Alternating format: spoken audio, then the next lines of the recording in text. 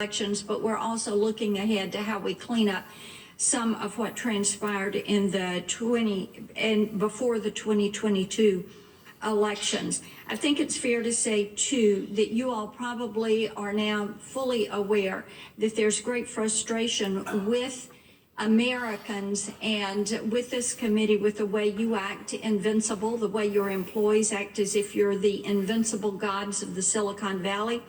Facebook and Twitter don't get to be the last word in what counts as real news in this country, even though you're beginning to conduct yourself as news publishers and distributors.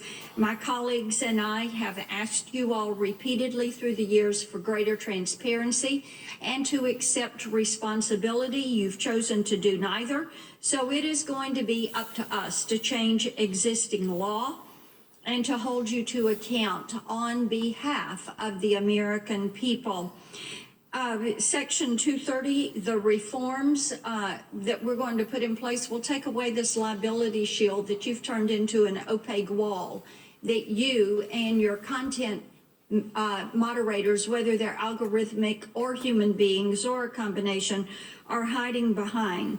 And the Online Freedom and Viewpoint Diversity Act, I thank Chairman Graham and Chairman Wicker for working with me on this. This is set up for a markup in this committee on Thursday. And Mr. Zuckerberg, you were stating earlier that we needed to put some definition in place. We're going to do that. We're going to take away nebulous language and we're going to be specific, unlawful, inciting personal harm, inciting terrorism. We're going to do that and clear that up for you. Mr. Zuckerberg, Facebook is more like a government than a traditional company, is a statement that you have made. There's a lot of power in that for you. So yes or no on a couple of questions here. Does Facebook routinely censor a user's account at the behest of a foreign government? Yes or no? Senator, I'm not sure if there's anything in particular you're referring to, but in general, we there is something in particular that I'm referring to, and I'll answer it. Yes, you've done that. You have 60 million users in Vietnam.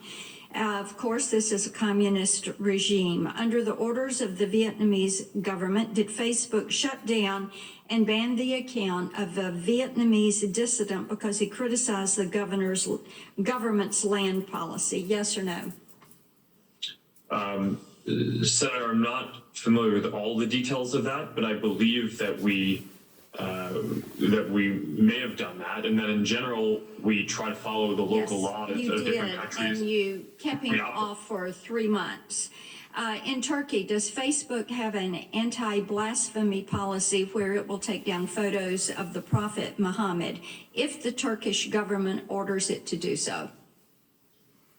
Senator, again, we don't have a policy against that, but the answer is yes. Follow.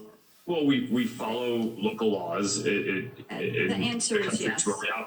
In Russia, under pressure from the Russian government, did Facebook take down a post advertising the rally in support of the dissident Alexei Navalny?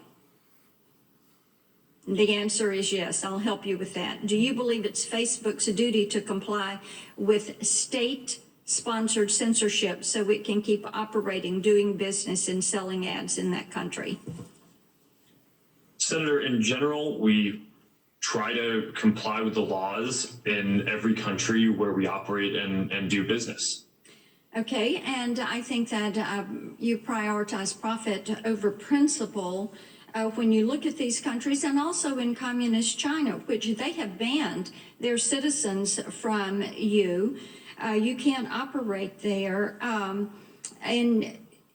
In China, Twitter, you have an opponent there. You've got a knockoff, Weibo, that is a Chinese Communist Party-owned company. But your companies, even though they're banned there, you're still trying to do business in those countries. Mr. Dorsey, does Twitter do business with Huawei? I don't believe so, but we can follow up. Oh, I can answer it for you, sir. You helped launch Huawei's Mate 3 Pro 5G, and it is featured on Twitter's marketing page website. How about Alibaba? You do business with Jack Ma's company with their links to the Chinese Communist Party?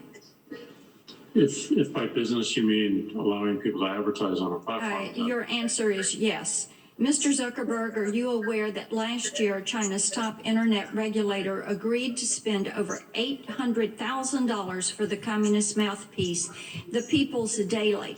And they did this so that they could advertise and promote China to the American people on Facebook.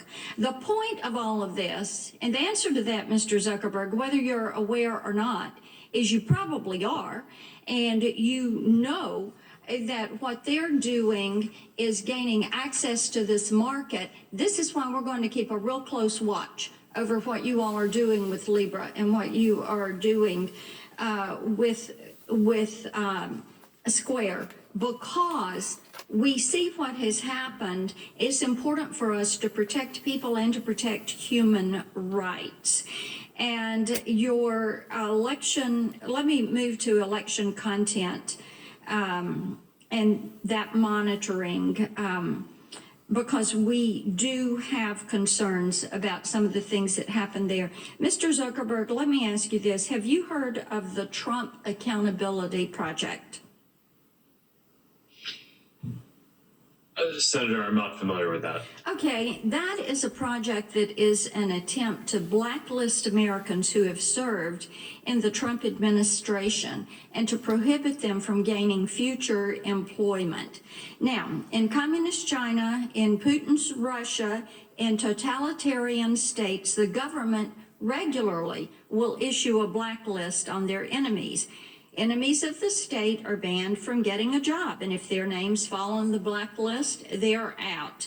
Now, this seems disturbing that it would be happening here in this country. So, Mr. Zuckerberg, do you agree with me there is seriously something wrong with an un-American blacklist tarring people from future employment simply because they belong to a different political party? Senator, I generally agree that people should not be discriminated against because of a political belief.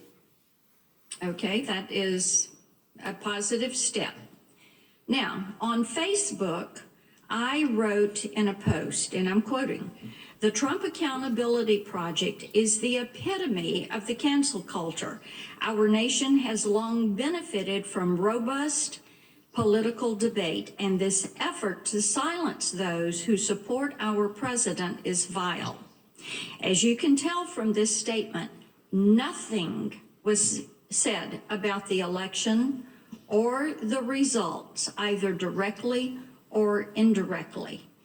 But somehow I got slapped with your elections flag sticker. So what each of you need to realize, and you've heard it time and again today, you say you don't keep list. Obviously, you have list, because there are some of us who are regularly censored and called down by your content moderators. Do we want to see these lists? Yes. How have you built these lists? We want to know.